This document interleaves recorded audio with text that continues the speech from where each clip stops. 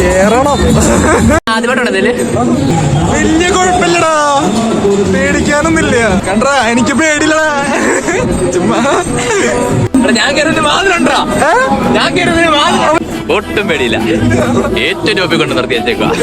പേടില്ല, പക്ഷെ കമ്പി പിടില്ല. ഞാൻ എന്താണ് സ്റ്റക്കായി നിക്കണേ? ഇതങ്ങനെ നിന്ന് പോയ മോളി വെച്ചിട്ട് എന്റെ അമ്മയോട് എങ്ങനെ ഉണ്ടായിരുന്നു? ബാലൻസ് തെറ്റണ പോലെ